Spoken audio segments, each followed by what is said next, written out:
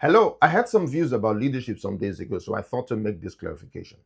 Hands on leadership is not micromanaging. Let me say this clearly because many leaders are mixing it up. Being hands on is not the same as micromanaging.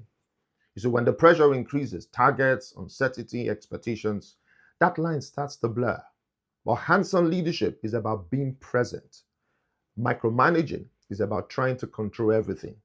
And in 2026, confusing the two will wear leaders out and frustrate teams. A hands on leader stays close to the work, not to interfere, but to understand. You ask questions, you listen properly, you notice where people are stuck, where clarity is missing, where pressure is building. Micromanagement is different.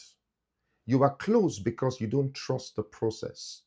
Or if we are honest, you don't trust the people. So you check every detail. You re-edit their work. You override decisions, not to learn, but to fix. Here's the difference, very simply. Hands-on leadership builds capacity. Micromanagement reduces it. A hands-on leader says, walk me through your thinking. A micromanager says, leave it. I'll just do it myself. And yes, it might be quicker today, but over time, people stop thinking, they stop owning, they start waiting. And then leaders complain.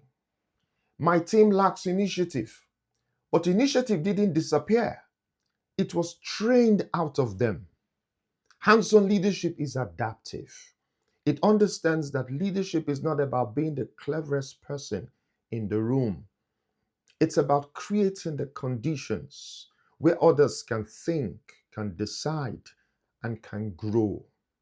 It means staying close enough to see what's really happening, but stepping back enough to let others carry responsibility. Micromanagement, on the other hand, collapses that space. Learning turns into compliance, ownership turns into obedience, and leadership becomes very heavy. So here's a question worth asking yourself. When you step in, are you doing it to support the work or to manage your own anxiety? Because most micromanagement is not about performance, it's about fear. Fear of mistakes, fear of losing control, fear of being exposed if things don't go well.